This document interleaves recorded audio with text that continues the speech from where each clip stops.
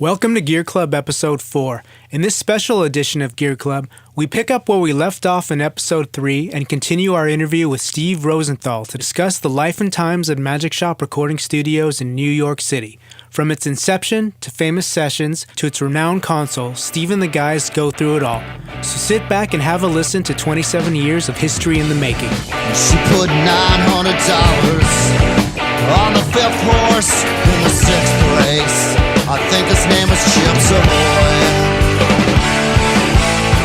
So let's get to that. So skipping a couple of years. Magic Shop. You want to start? Yeah. So Magic Shop was late '80s.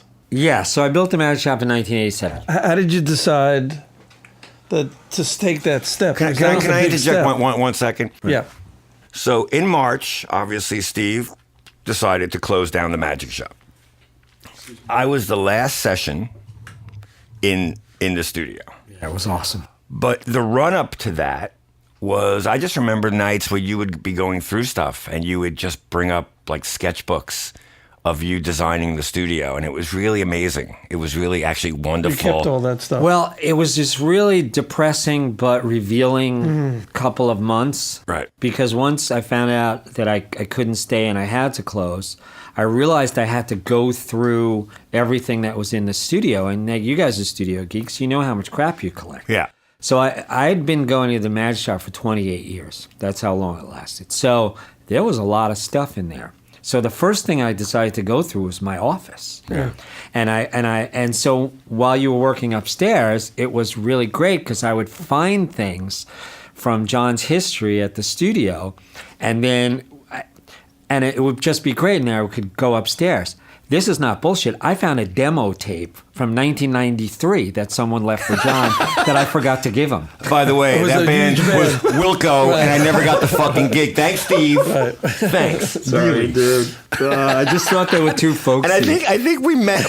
I think I made that. We both laughed about that at the studio when you brought it up. I was like, yeah. I mean, I kept finding things about John's history there, and you know, Dave Sardi's history there, and Suzanne Vega's things, and I was texting people, lots of wonderful people, and you know, I just found this, I just found that. Yeah. What happened was, and this is a digression, but I didn't know what to do with the material. So David Frick, the really great writer, he came by because before John, Blondie was in making a record at the Magic Shop. Okay. So he came to see them. I had met him during the making of Sonic Highways with Dave Grohl, and then he came to see Blondie, and so we were chatting, and I took him downstairs, and I started showing him like sessionographies and stuff, and he was like, listen, what are you doing with this? And I was like, I don't know what to do with it. He said, let me call my friends from the Rock and Roll Hall of Fame. So he called the archivists over there, and they came. Greg from the Rock Hall came, and he started looking at my stuff, and he said, we want all this. So that really made it a more positive experience. Right. Because I knew at least the stuff would, even if it's in the boxes, even if it is like the end of Raiders of the Lost Ark, and they put it in the big giant warehouse, right. And you know, the Magic Shop sign gets burned off of it, right? Right?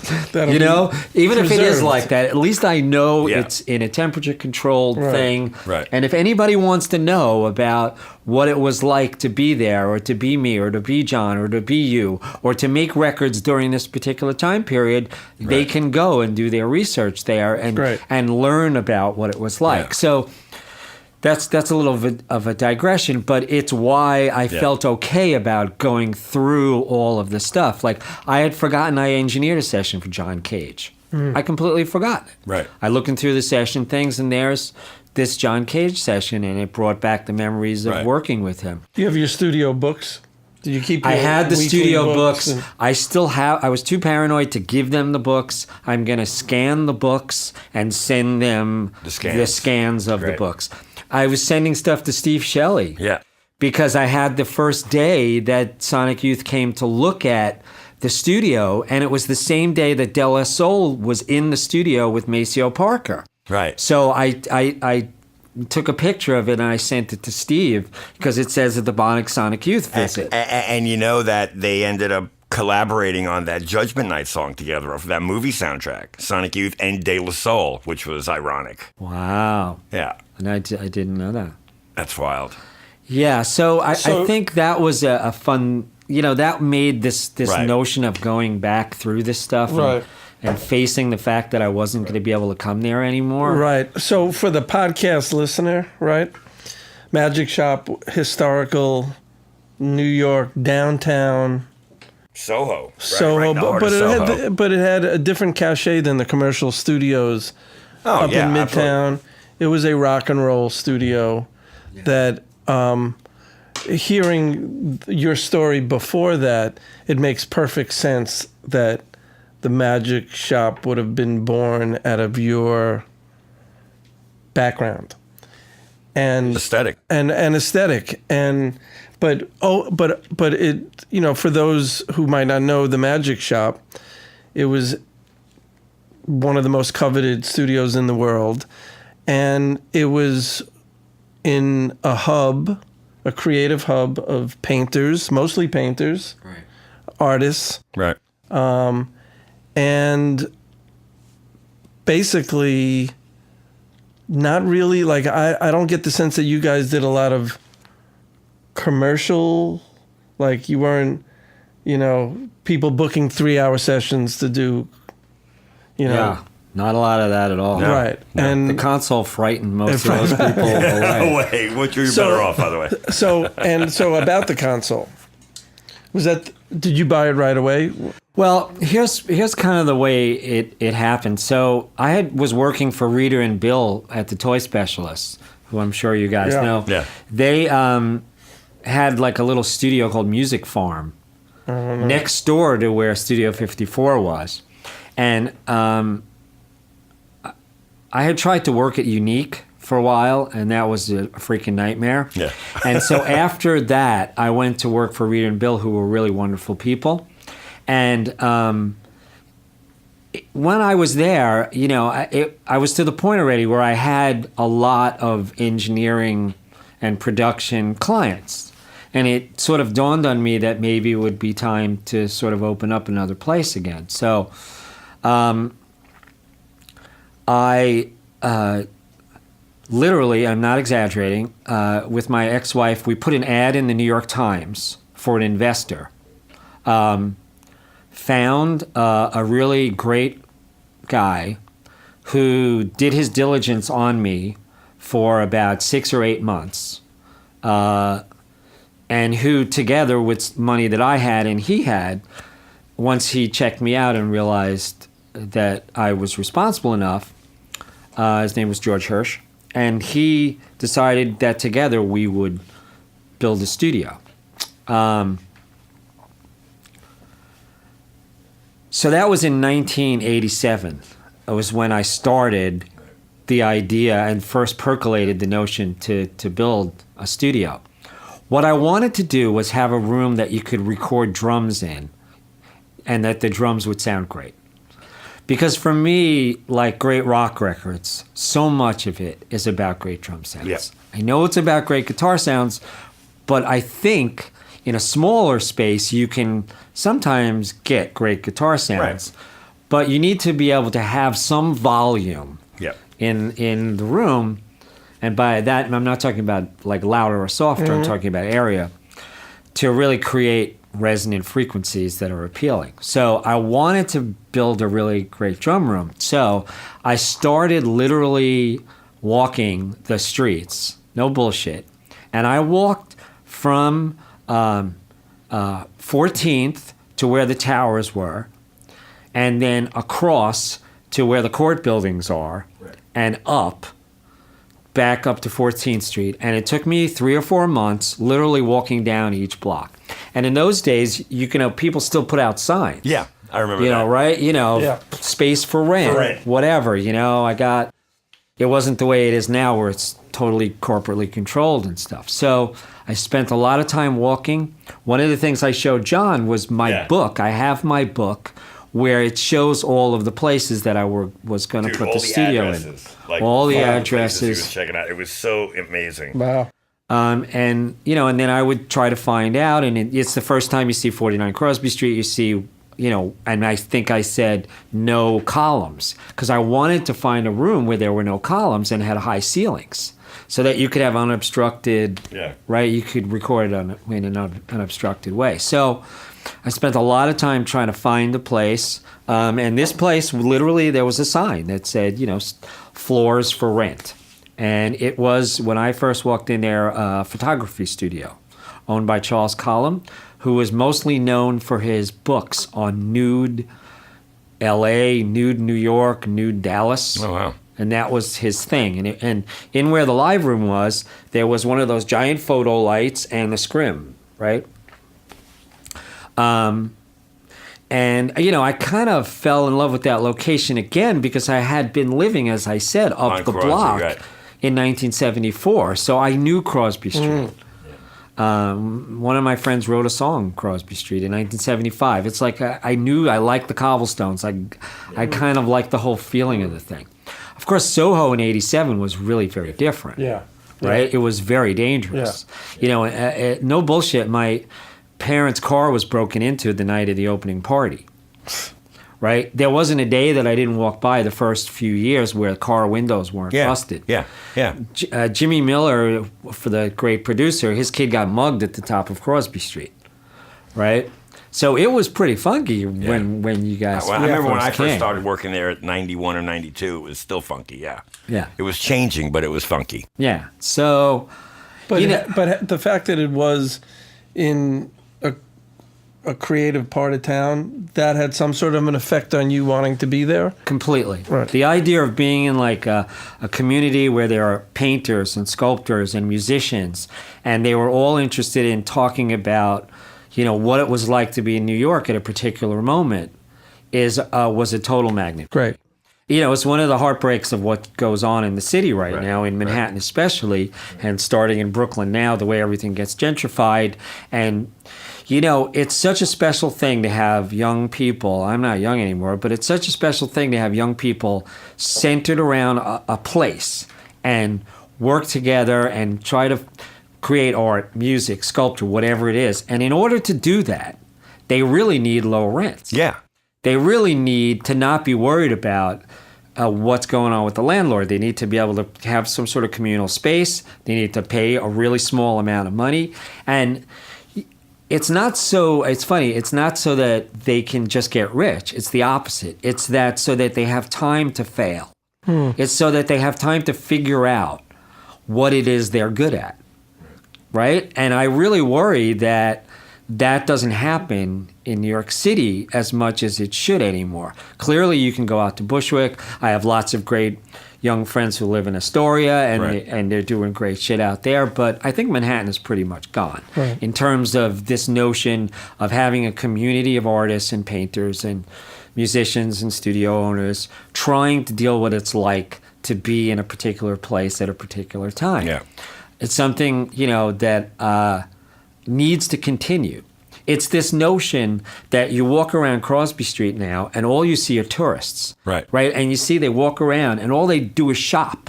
Right. Because the Crosby Street they're looking for, it doesn't exist anymore. Right. Everyone's been kicked out. Right. So they're looking for this New York and this Manhattan that doesn't really exist anymore. And so what else do? They just freaking shop. They shop. Right. It's crazy. It's really sad and it's bad. And when they come to the magic shop, which they did at the end, because of Dave's, Sonic Highways episode, I started getting people every day coming to the studio. They're like, "What should we do down here?" And I would say, "Oh, I think you should go to Bushwick." Of course. Right? Or go to Hoboken. Or wherever. Because what you're looking for is not going to be here anymore. Yeah. So it's a bit of a digression, but your question is really pointed, and it's a big part of why I wanted to be in Soho. It's a big part of what made the studio what it was. Yeah. That you could open the doors and you were on this quiet street. In the beginning, it wasn't Bloomy's across the street. Eventually, Bloomy's became across the street. But it was pretty much a quiet street. And lots of rock stars would come, and it would be great because they wouldn't be bothered. Yeah. Right. They could walk in and out. They could do their work. and then they could go out on the street without being hassled. Right. It's a very different experience than going to a Midtown studio. Yeah. And But I even just remember, like, in the early 90s, like, working at the studio and, you know, going outside, and, like, Juan would be on the skateboard outside, and, you know, you would just be able to go out and just be in the street. We used to play ball. Remember the couple Yeah, we times used to play played off the crack. Off the crack, like, a couple of times. I mean, it was like, that's how quiet it was. That's how quiet that block was. You could actually just hang out on the street. quiet, but yet completely urban in its energy. Well, I remember the guys from Sleep. They, you know, who made the Ultimate Stoner record, Yeah, right? yeah. Jerusalem or whatever it's called. It's got like 19 different names. Yeah. And it was mixed twice at the Magic Shop, right? I remember they were hibachiing on the street. They literally they would completely get obliterated, and then they would go hibachi out on the street. Because those, you know, you could do that and no one would really bug you. No one care. Right. And you know, it was a fun kind of neighborhood in the early days, a little dangerous, but there was certain activity, there was certain artistic buzz. Yeah, and it was close to CB's, and there was, bottom line, there was a whole kind of music scene. You're also super close to Ludlow, Max Fish. I mean, we used to walk over to Max Fish all the time. Right. And then when I opened up the living room, it was really when Jennifer and I opened up the living room in 96. It was just a hot, you know, just 4 or 5 blocks, 6 blocks, whatever it is, to go from the Magic Shop to over the corner of Stanton and Allen, which is where we opened up the first little living room. But people these days will not remember what that really was like in 96. I mean, that was pioneering. Yeah, I mean... Soho was one thing, but that was really... You mean Lower East Side? Yeah, I mean, it was crazy. When we opened up the first little living room, Jennifer and I, that space had been abandoned for 5 years. That little corner. The little corner space where Nora Jones played and got discovered and all that stuff. That had been a fried chicken restaurant, and literally we were picking transmagrified chicken bones off the freaking walls. I mean, it had been empty and no one went near it. Right. When we first opened up the little living room, there were hookers, there were drug deals all the time out the front door. It was... Now it's like party like a rock star, live like a king, or whatever the bullshit is that they put on the giant buildings there on Ludlow Street. Yeah. Believe me, it was really not like that in 96. Yeah, it was really very much pioneering. Yeah, once you got to write it on a wall, it's not... Or what I like to call urban pioneering, right? Yeah. So that's the thing, absolutely. right? And you know, I've been an urban pioneer a couple of times. I know you guys are as well. It's a really strange thing that there's no protection for urban pioneers. Right. There's no reward for urban pioneers. Well, unless you get really rich, right, you get fucked. Yep. Except the reward being you created these havens that you got to share in and experience. I apologize for saying that. You're right. But I understand at the end of the day. I get your point is valid. You're right, Ted. No, at the end of the day, there should be a way bigger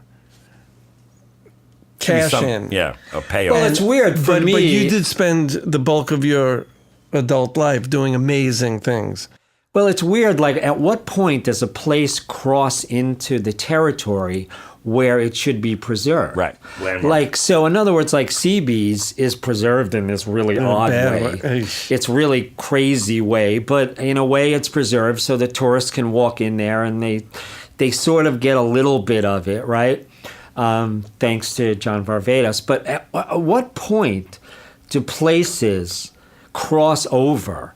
Right. You know, does a place do enough for the community and do enough for the city where you say, okay, well, this one we should keep. Right. And, you know, whether it's Manny's Music Store or whatever it is, you know, the bottom line or whatever it is. At like what point does it cross? And I think this notion that it has to be determined by real estate, like is it a building? Is the construction of the building the determinative factor? Is a little loony to me. Yeah. That's right. You know, and that should be the last factor. You know, well, it was obviously too late for me, but there are great places. I mean, that really should be preserved. Yeah. Because if you want to know what New York life was like, it's a way of doing it. Listen, I get I get New York. I get that it kicks your ass, it loves you for a while, and then it throws you out. Right. I get it. I've lived here my whole life. Right. But I also get that there's parts of it that are worth preserving so that later on people can come here and go, oh, so that's what it was like. Yeah. So that's interesting. Instead of just landmarking architecture, landmark something that was significant to people. Culturally.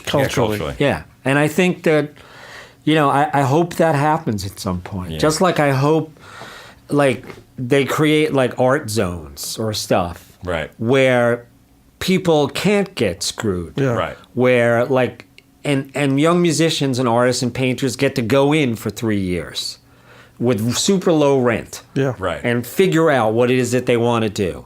And then after 3 years, they get booted out and somebody else goes. Isn't that Trump University? Yeah. No, but in general, exactly. Landlords actually do suck. You know what I mean? Their job is to make money. You know what I mean? So they don't care about the cultural significance of the magic shop. No, we really talk don't. about it all the time. I as a person who worked there for 25 years, on and off for 25 years, it was when you walked in those doors, you felt all the history of music in there. When you recorded there, the musicians were all inspired. It was just a super creative place. That's a really interesting phenomenon. But it wasn't something you can touch. No, it but was just that's an there. interesting phenomenon, that if your records that you're making there are better because of, like, I don't know if spiritual is the right word, right, but something that is elevating you, then what better possible place to work could you think of? Yeah, I mean, it's a funny thing because this notion of place tied to creativity is real, and I don't think it's bullshit. And I think it's why so many great records were made at Gold Star. Yeah. Right. Or so many great records were made at the Record Plant. Right. It's this notion of place, people, and what happens when they interact together in certain spaces. You said an interesting thing during those last couple of weeks where you enjoyed, and I'm paraphrasing, but you'll tell me, but you enjoyed the fact that people came in to your studio and were creatively so comfortable they didn't care about making mistakes, right? Yeah, it's a wonderful thing to be able to go in and figure out how, what your record wants to be, and have the patience to be wrong. Right. And not freak out about it. Right? And we all know that because we make records, and there's those points, especially in the middle of the record, right, where you're like, oh, yeah. Right. Like, what is this thing about? What have I done? And, you need to be able to be patient enough to see it through. And I think one of the things about Magicville was that it was low-key so that you didn't feel this pressure, right? I mean, it's like, I know people always yell at me about Chris Martin, and I saw him working on Viva La Vida in there for months and months and months. I saw somebody under enormous fucking pressure to make something great. And I saw him be able to deal with that pressure. And I saw him in the lounge and in the live room and whatever, and be joyous and be angry and whatever. And I think that's something that I really admire about artists. I've seen so many artists super happy at the studio, and I also saw so many of them hysterical crying in the basement, right? Because they just didn't have any idea what the fuck they wanted to do or who they wanted to be at that particular time. Right. And I think because the place was comforting in some way, people felt, it's okay. On the next studio, maybe there should be like a resident shrink. That would be great. I think that's called the producer. Sorry. I just saw two examples of artists I work with there where, and pivotal to their careers on a certain level were in the mid-2000s to Hold Steady. I mean, we recorded and then mixed at your place, and it just, I felt like their career we all together their career started taking off. And then Kurt Weill, 10 years later, where he caught the vibe so much of your studio that he put the backing of the control room on the album cover. It's him sitting on your couch in the control room. And for the second record we did there, he kept referring to the couch as his couch. He's like, get off of my couch. That's awesome. That's my couch. Well, those are like 4 of my favorite records, right? And I wasn't like a studio owner who would like come in and bug people. Right. That was not my shtick. So, but if I was outside and I heard something that I thought was really extraordinary, but you would pop in. It would always be great when you pop in. You were like a very vibey pop in. Yeah, but I mean, I think with the whole steady, I came in because my mind was blown. I mean, I loved those records so much. Yeah, those were fun records. And I remember sitting there with you going, holy fuck, this is just great. Yeah. And sometimes in the studio, you can see things because it's like third person, right? It's like you're inside the record, you're the producer, you're the engineer, but I'm the guy going up and down the stairs there who hears lots of stuff coming through. Right. So it was pretty clear to me that all 4 of those things were extraordinary, and Kurt's stuff was really, really unique, and that people were really going to fall in love with what it was that you and him were doing. Of course, it's always the question of why they don't do the third record. It's a mystery to me why people find great partnerships and don't complete at least the trilogy in the Lord of the Rings strange. way or the Star Wars way. Yeah. Just go ahead and do the trilogy and then figure out something. I really, that's always kind of a mystery to me. It's something that's happened at the Magic Shop, that happened at the Magic Shop as well. Like I would see people come and they would do incredibly successful records there, and then they would never come back again. Right. And I was like, wow, that seems a little weird to me. Like they seem to have a good time. Yeah. Right? And it seems like it's a successful record. So I always felt that the team effort thing in a lot of senses is underappreciated. You know what I mean? I feel, and I agree with you about the third record, and I always find it curious that if you do a record with the band and they go from 10,000 to selling 50,000, and then if you do another record and they go from 50 to selling 90, there seems to be a winning combination. Right. And unless you're really fighting like cats and dogs, which, usually probably isn't the case, because you do the second record anyway, I never would understand why you'd want to break it up at that moment. You know what I mean? Because you are taking quite a bit of a chance, and everybody's now comfortable with each other, and it seems like working would be easier the third record. Right. But who knows? Yeah, I agree, and it's a mystery. It's one of those kind of goofy studio things.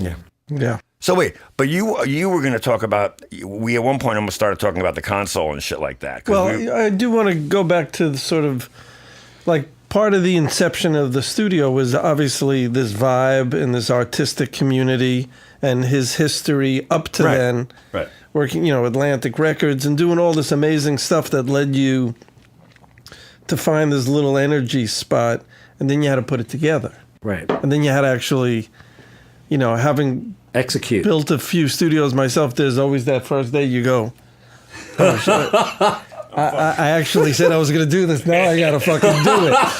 And whoa. That's awesome. But so, and I'm sure I actually say that with every record I start. And I'm sure you walk into Crosby Street That's and really you go, funny. It's like, no, you're right. Does the control room go in the back? Does the control, where did, you're planning from all of that? Did you design the room yourself? Yes, I did, along with Larry Carswell. And there's a drawing, which I think I showed John, where you actually see, the third day I was in the space, there's a hand drawing which says, here's the control room, here's the live room. So good. And it's basically in proportion for what ended up being built. It's very crude. It's just like a basic hand drawing, but it does show you the proportional sizes of what the spaces were going to be. Wow. And then I worked with Larry Carswell, who was a studio designer. He had designed that little place, Dreamland, that I had worked in, that I had really loved. So he was helpful, but it was really very big job for him. Right. And he got ill during the making of the job. And the first thing that I did was I decided I wanted to base the studio on a vintage console. So I told George that I wanted to go on an Eve hunt, right? So I basically called and researched all the available Neves that were we're around. talking 80 series Neves. 80 series Neves Right. that were available at that point. That's in one of those notebooks too. I showed it to John, including the Sound City console, which Dave ended up buying, was on my list. You could see the console and next to it I wrote maybe. Right, 1987. I sent that to Dave. But I went through all the American consoles and tried to find one that I could afford. And, back in those days, most of the Neves were being bastardized. Right? The thing in 1987 was you trash the console, take the EQs out, but you wouldn't use the rest of the console architecture. Right. And so a lot of them were being trashed. And then the real cherry ones were in the really wonderful big studios. Right. And I couldn't afford any of those. So I decided I would go to England and go sort of on a Neve hunt. So I literally got on the plane and I went for about 6 weeks. And I went to lots of different brokers and I went to lots of different studios to try to find a vintage Neve. I had pretty much fallen in love with the sounds of the mic pre's. And felt like there was no sort of substitute for what the sort of accuracy that you got from one of these 1079s or 1073s or whatever the particular series was. There was, an accuracy that was unsurpassed. Yeah. And when I heard someone singing through a really great mic and it seemed to have a level of presence that was really very different. So... I really went basically on a hunt. So I went to England, and I did all this touring, and I found a studio in the East End of London with this nice gent called Alexander Fulcher, and he owned 2 Neves. He owned the one that I brought back, and he also owned the original Conch Neve. It was just absolutely gorgeous. And I think it had 1064s, I think. It was a 24 input desk. It was in beautiful shape. He kept asking me to buy that one. The reason I wanted to buy the one that I ended up with was because I was familiar with that EQ. And I wasn't really familiar with the 1064. Right. So historically, obviously, they both turned out to be wonderful. Right. But that's why I kept asking to buy the console. So I would go to the studio. He would say, no, I can't. I don't want to sell you the console. I'll sell you the Conch desk. Of course, I was a freaking idiot. I should have just bought both of them or bought the Conch desk. But I was like, no, I was in love with this wraparound desk because I knew the EQs. So I stayed around for 3 weeks. And then he produced this concert in Ireland called Fife Aid. It was like during the Live Aid time. Wow. And the short end of the story is Van Morrison didn't show up. Yeah. And so he lost a fortune of money. Shit. And so he had to sell me the console. And Fucked up story, but And that's so why that's he sold amazing. it to me. so Van Morrison is the reason you got that console. Yeah. And Crazy, right? how many of those particular desks were made? There were 4 of the consoles that I had made. That's all there were. That was all. And I know this because Rupert told me. By the way, happy birthday. Yesterday was Was his Rupert's birthday? Really? How old? 90. Wow. It's intense, great. right? He's in Texas, right? That Yeah, would be it's in July 29th. So there were 4 consoles made. There was a 24, a 28, a 32 input, and a 40 input. Excuse me. I ended up with the 30 and 32 input, which is the one that I bought at Alexander's place. And then later on, Nat Priest and I together bought the 24 input one. So there were only 4 ever made. There are rumors of one still in Germany that's still being used, but I've never seen it. My thinking is that they were bastardized during that whole time period where people were breaking apart, vintage Neves, Right. and trashing them for the EQs. And what that year was stuff. it built? 1971. Right. The console was built in 1971. It's all obviously there. You go. There's the There you year. It was hand built. One of the I think you were around for a couple of Yeah. this, but one of the most fabulous times when Rupert Neve would come to the studio, and I remember when he came in 1991, probably when John first started coming to Yeah. the studio, And the day he came, Nat Priest was there and Matt Wells, both super techs, both have great reps. I have never seen two guys more nervous in my whole life. They were completely freaked out. Yeah. And, I was kind of numb because I was like, well, if he doesn't like the console, I'm bankrupt and, I don't know what I'm going to do. So I was just numb. But they were completely terrified that they were screwing up this thing. So he came, and I remember the first time he came, he brought his scope. And he ran through the console, all the channels on the console. And at the end of it, he said, you know what, Steve? You can keep it. It's okay. And I was like, oh. Thank you so much. But it was always great when he would come and visit. Yeah. And he sent me wonderful pictures of it when it was first at the BBC. The interesting thing about the console, it had a whole life before I got it. Not only at Alexander's studio, but it was in the BBC in 71, 72, 73, and 74. That means Pink Floyd, Bowie, Queen. Someone, before I closed, sent me a YouTube video of Badfinger. No. I'll send it to you. That'd be doing amazing. No Matter What or something like that, and you see the engineer sitting in front of the console, and you see Badfinger on the other end playing. That's incredible. Yeah, it was just insane. So the console had this whole life, and it also had lots of classical music through it. But the console had this whole life before I got it, and it really had a very unique sound.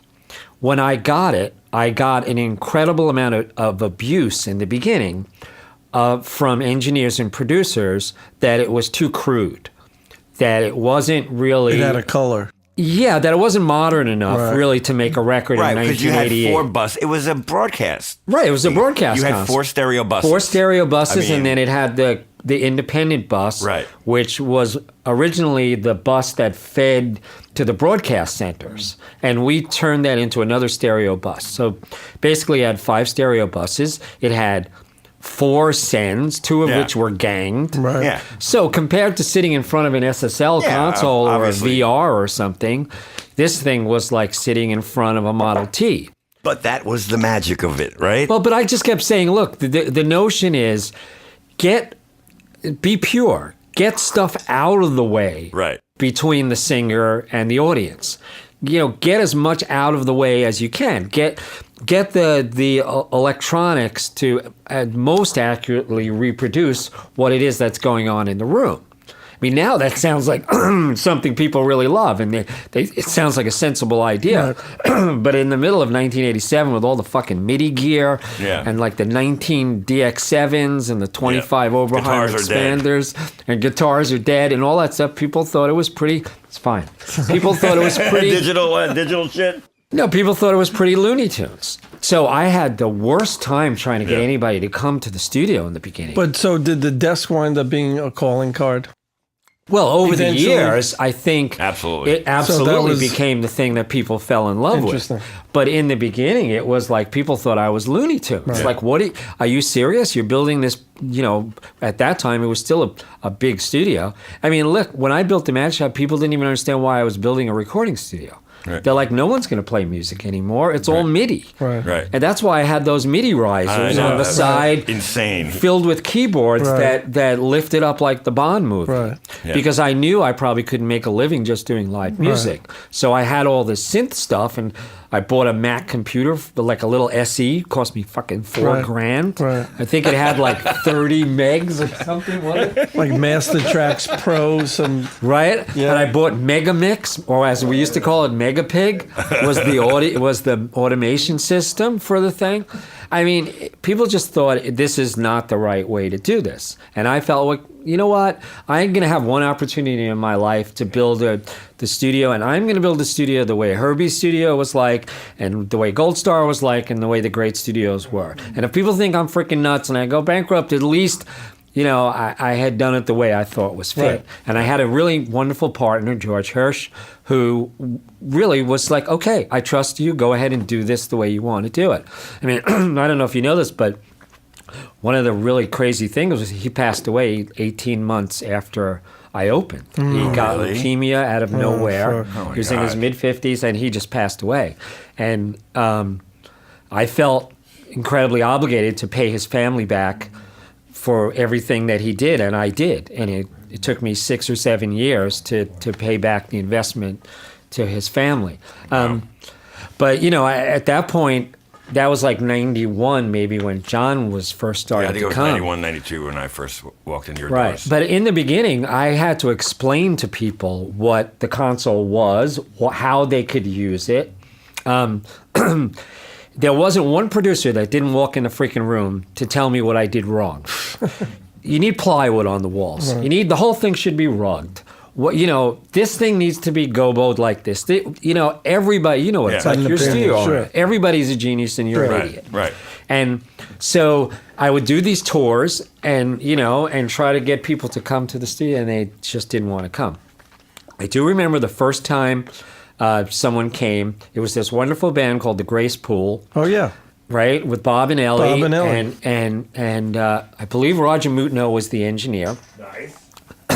And Bob and Ellie came to the studio, and I started doing my shtick, and you know, and I think my memory of it is like I maybe talked for a minute, and they said, "Okay, we'll book 6 weeks." And literally, I was like, "What? We'll do what?" They said, "Yeah, we'll book 6 weeks," and that was the first record, major label record. And then Roger was the one who brought Lou to the studio. Oh, wow. Right? So in that between... for New York record? No, he made Magic and Loss. Oh, great. So he brought Lou to the studio, and I remember that at that point we had very few Magic Shop records, but one of the records I had was a record that I engineered with Charles Brown, the great R&B guy, and Dr. John. And it was one of those live records that you could do at the studio with the white piano, and it was all live. It was like a real classic R&B soul record. And I remember Roger played that for Lou. I remember Roger saying, "Get the fuck out of here" as well. He said, "Get out of here." And I said, yeah, whatever, you know, I'm pretty low key. And then I remember he played it for Lou, and then Lou was like one of the first like rock stars to really immediately get the notion of what the mic pre in that console was doing to people's voices. He immediately got the notion that the level of presence was really much higher than what you were getting through other consoles. So he came with Roger and did Magic and Loss. Pretty soon after that, Ed Stasium came, right? And then he was there with the Ramones, and then they did Mondo Bizarro, right? And then pretty soon after that, Butch came, and they did Dirty. and then Suzanne Vega came, and I started working with her, and she made a record there.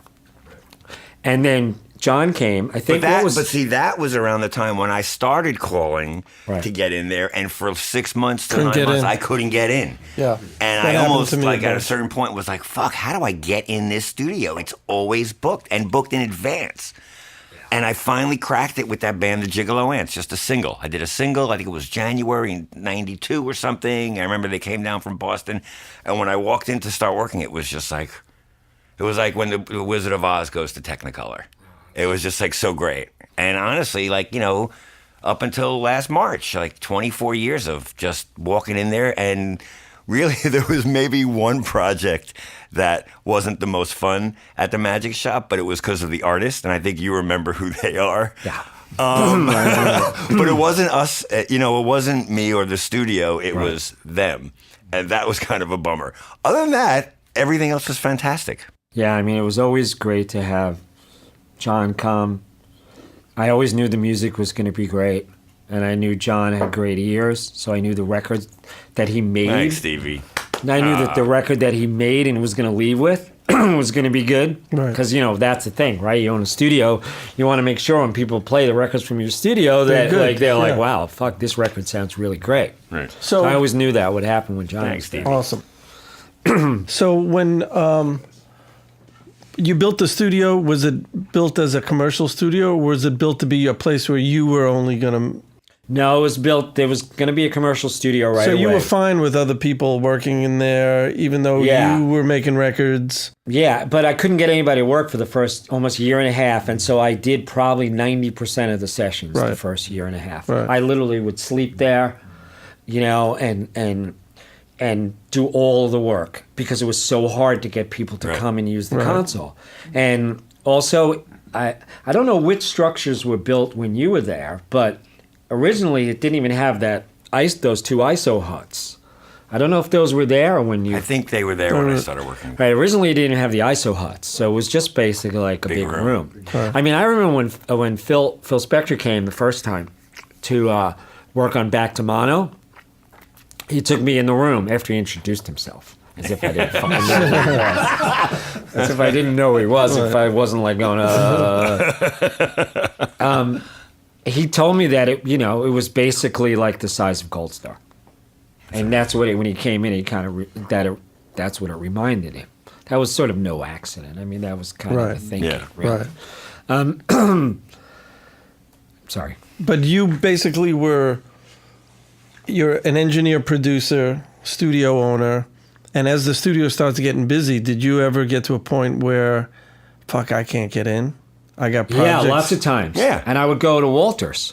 Yeah, you go to see it, right? Yeah, I'd go see Walter, and he would tell me wonderful stories and smoke cigarettes and plug in your face, into the microphone, and plug the Moog in and tell me why Pro Tools is shit and and watch some porn movies. Yeah, right. Watch some porn, and he was just the best.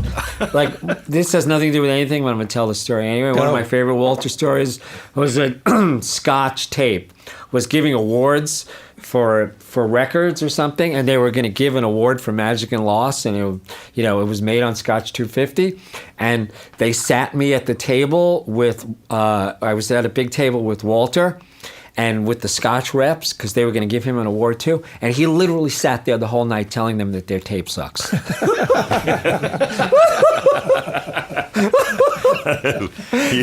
and the guy, the rep, like finally Walter got up and he walked away. The guy's like, who is that fucking guy? And everybody was like, you're an idiot because that's Walter Sear, and you better know who he is, you ass. Yeah. It's just a Walter story, but that's great. Yeah, so if I couldn't get into Magic Shop, then I would go visit Walter because it's a similar aesthetic, and it's like based on vintage technology. And did you have mics when you started? Yeah, I had a really shit mic collection when I started. I probably still had that same 414, and that was my go-to mic. I think pretty soon I started buying. I bought a set of 67s, and then I bought that beautiful 47, which we had for all of those years. Right. And then I bought those. I'm a Beatle obsessed. I see you have your Beatle studio thing here, and I wanted a pair of those Ringo drum mics, so I bought the STC Coles mics. Right. I bought a pair of KM56s because they used them on the White Album. I mean, I never had what Walter had. Well, he has the most extraordinary collection. Yeah. Of course, he bought a lot of them when they were $250 a microphone, right? He's also been around forever. I mean, he was a Moog salesman in the beginning. So I mean, my mic collection was okay. It wasn't as great as Walter's. But it was you were constantly searching and looking for. Yeah. I spent a lot of time buying broadcast gear. Right. Because once I realized that the console worked and people started getting over their phobia about it, I started buying like Gates compressors. Which are great. And stuff like that. And I got those for $50 a piece. And Matt and Nat were laughing at me, calling them boat anchors. And then, of course, they were like, what, a quadruple space rack mount? So, one mono compressor. Right? Yeah, it was for a mono compressor. And it was like 9 rack spaces. I was like, I don't care. Yeah, they're great. Like, they're really great. Yeah. So Matt did some amazing mod on the one that we had there. But yeah, that's kind of where I started going, was trying to buy more broadcast things that I thought would be applicable in a recording studio. And then I bought a bunch of vintage guitar amps, lots of Vox gear. You bought a lot of This is my Beatle obsession, so I bought a bunch of Vox crap. I mean, keyboards. Right. Mitchell Froome literally gave me a Mellotron. I had a Mellotron. I had 2 Whirlies. a B3 with a Leslie, which Ron Levy found for me at a church in New Hampshire. A tack piano, which we made, which was all over. Tons of records that got made there. The Nora Jones, Billy Joe Armstrong Everly Brothers record, which has the tack piano all over it. I kind of started collecting stuff. Right. I bought when Sony went out of business. They let me in there to the studios, and I bought that rack of Focusrites, which I really loved. I don't know if everybody else loved them, but Where's your gear now? See, I was having fun. And Fuck. Okay. So here's basically what happened. So I've owned the living room, right? Yep. So there were 3 incarnations of the living room, 2 in Manhattan, and then 1 my wife and I tried to open in Williamsburg. We invested all of our money in it, and it didn't work. So the long and short of it is that I had to sell all of the equipment that was on the first floor of the magic shop to pay back my debts for this club that we tried to open in Williamsburg. Yeah. So I don't own any of it. Right. You have your tape machines. I have the stuff, my restoration stuff in the basement. Right. Here's all I can say about it, because it's like I'm not really supposed to talk about it. But I can tell you this. One person bought all of it. Bought all of it. Right. Yeah. Yeah. There's someone who was like a magic shop freak. Right. But we talked about it a bunch those last 2 weeks that I was there. I was there a week and then took a week off, and then the last session. But we talked about it a bunch because you'd come up and show me stuff, and we'd have these conversations. I'd just be like, it's a bummer to have to close the doors. But man, if you think about 28 years of just an amazing recording legacy that will never disappear. Every time someone looks at one of those records, they're going to know it was recorded there. And anybody who actually ever worked there, who knows how to make records and knows how hard it is to make good records in places, will appreciate how great it was. You know what I mean? That's never going away. Right. And that's how I just look at like our relationship over the years, and just like, just how many people you've become friends with. I mean, I remember the processions of people coming to visit the last couple of days. I mean, these are people who really were impacted by what you created. Right. And I think that's it's nothing lasts forever. And your legacy in the recording world is, but those records last forever. That's what I'm saying. And the thing that you allowed people to do will last forever. Yeah, it's never going to not be like a great memory. It's but I have to tell you, it's really hard to see the big picture. Yeah. Right. Because, it's like my life. The reality continues, right? Right. And the weird thing is like not going there. Like, so I'm going to the same place every day for 28 years. Yeah. Right. Or sometimes I didn't go there. Especially when it was really good. Yeah. For the years that it was really good, I didn't, Right. because it was running really well, and Right. I would go and say hi, and then I would go to the living room and watch somebody play music. Right. Yeah, but you also had really good staff. And when I first started working there, you had Matt Wells and Nat Priest downstairs, 2 great techs.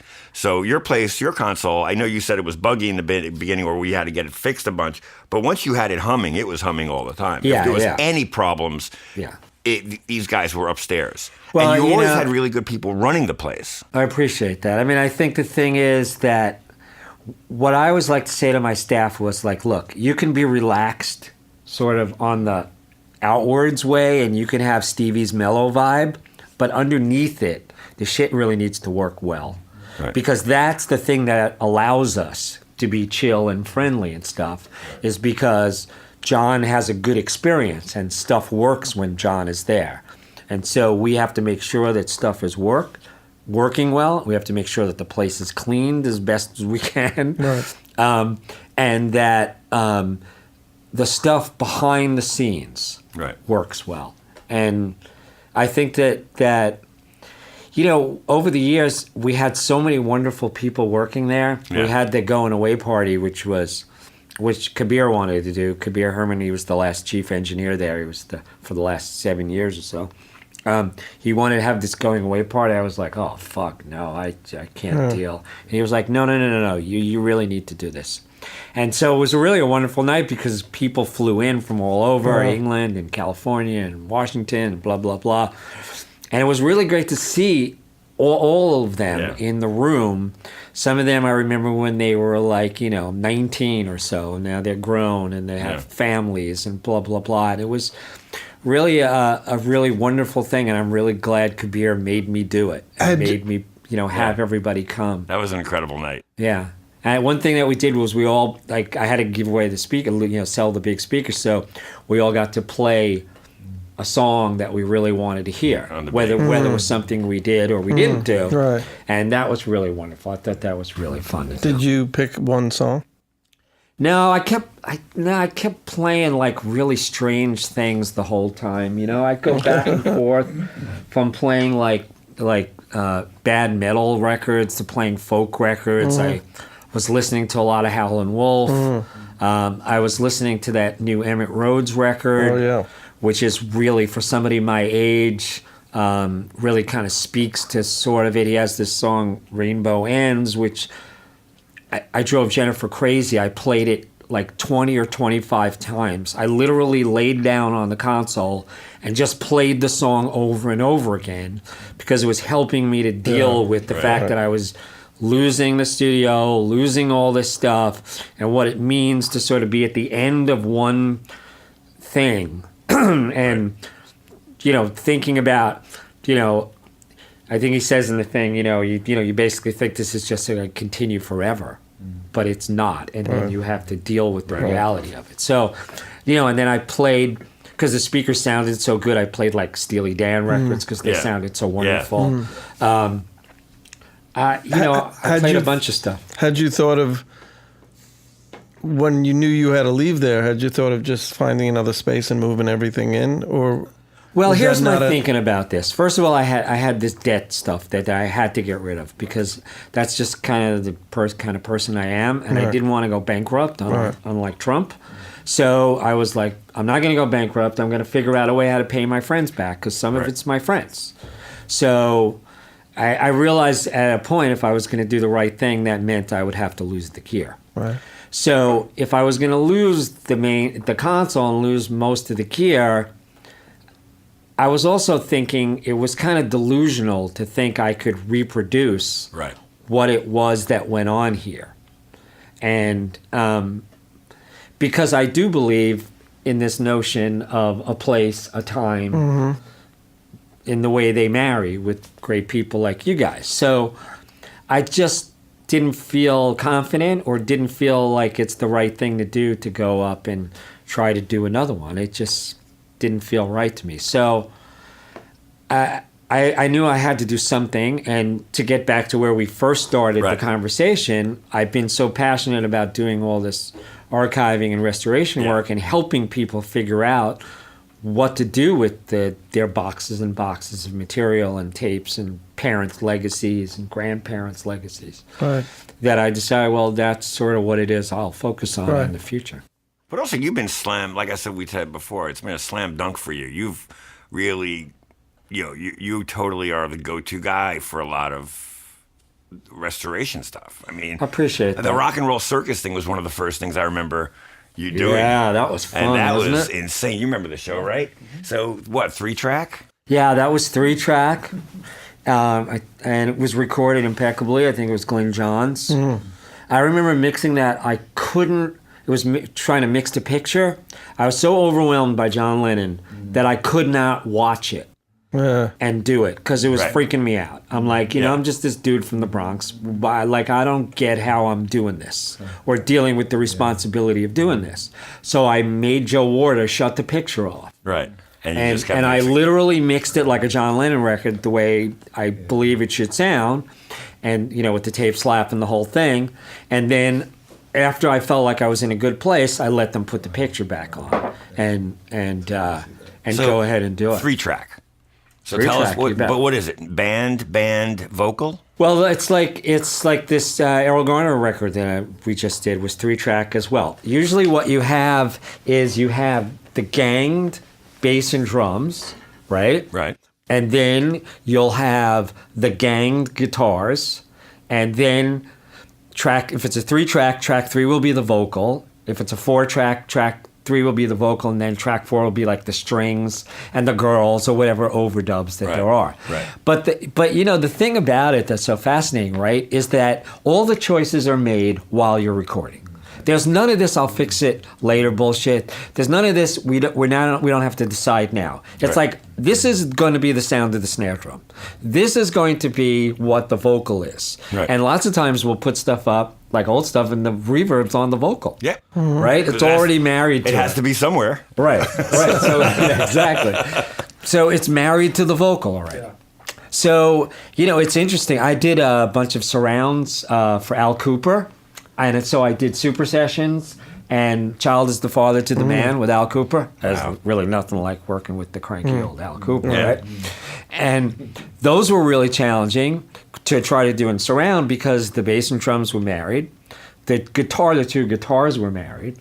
Then I had to deal with the fact that he kept trying to get rid of the other guitar player because he didn't like guitar player being Steve Katz, right? Unbelievable. So, really? They didn't get along? No. So he tried to spend the whole time trying to get rid of him, right? So fucking funny. I was like, no, you can't get rid of him, right? Stop it.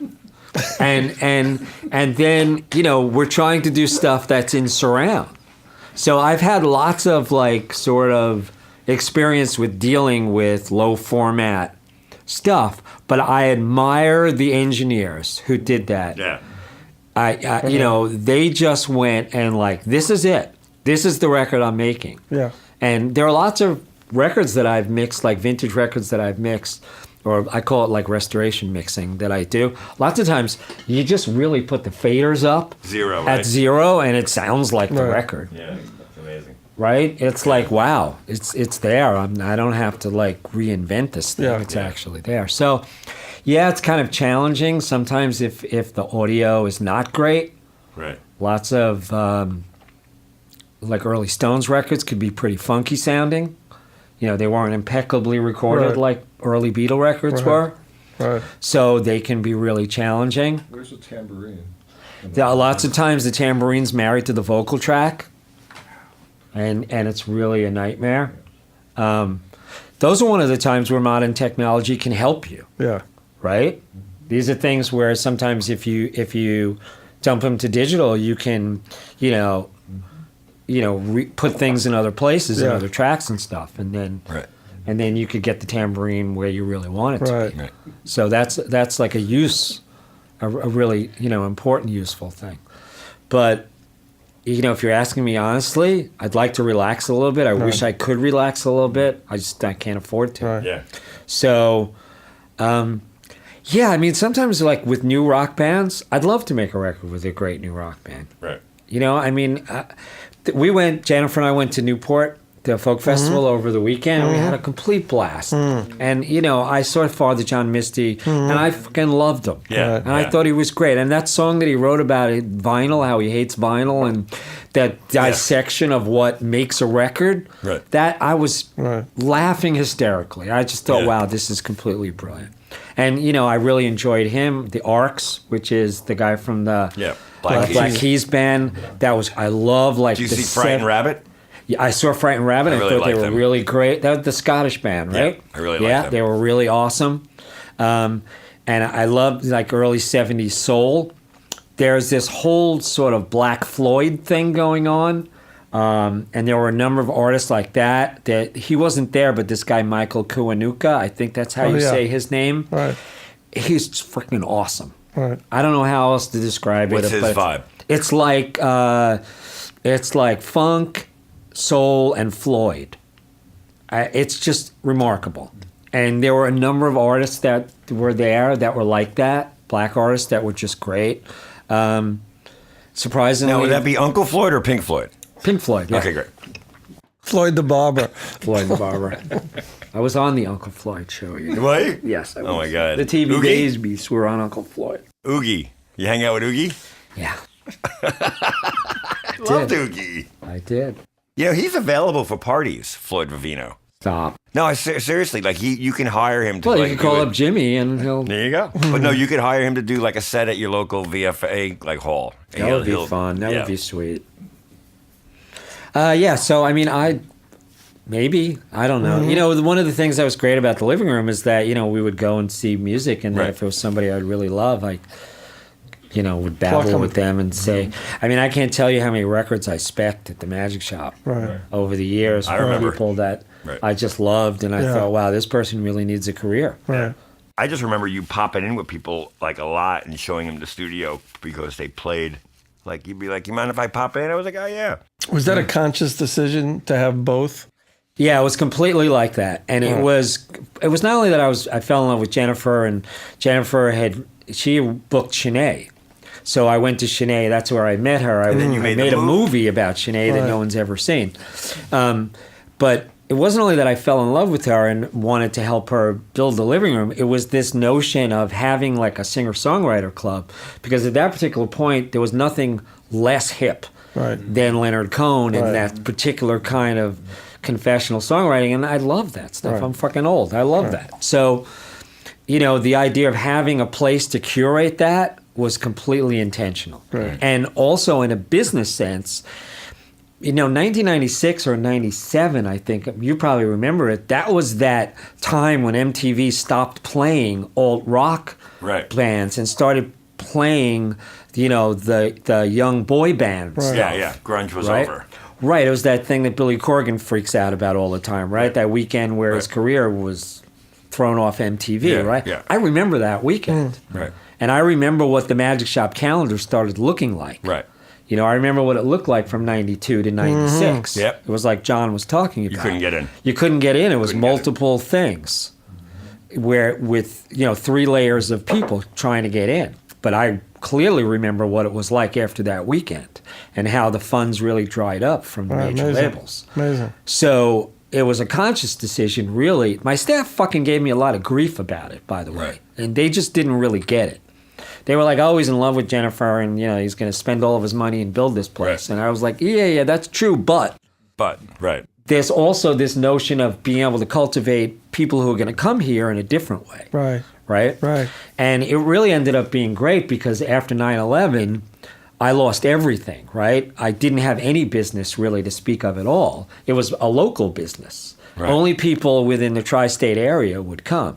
Nobody from LA came, nobody from Nashville came, nobody from England came, nobody from Japan came for years and years.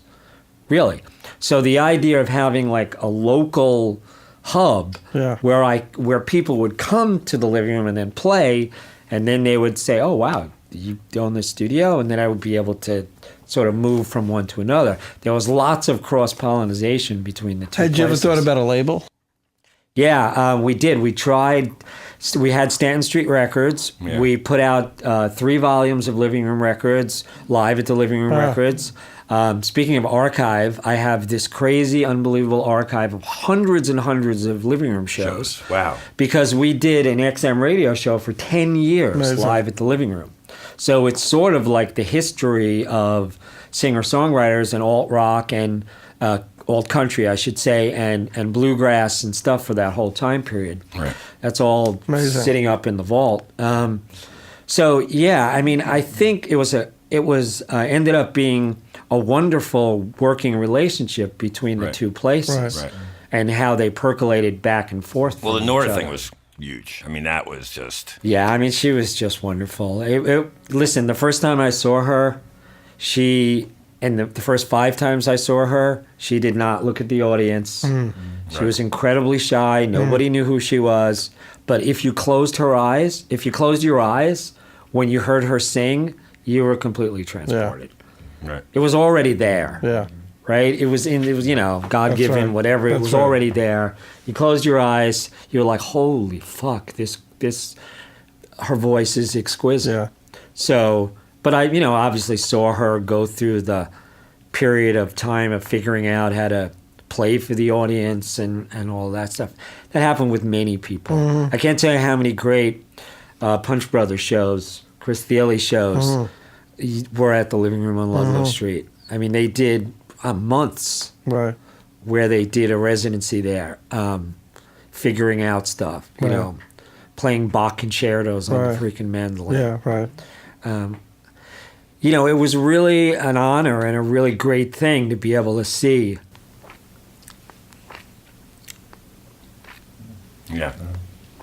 Sorry. No, it's fine. Well, we're honored to have you, and People, that's why. it was an honor to see people get better. Right. And give them the opportunity Yeah, man. to write, to figure out who they were as an artist.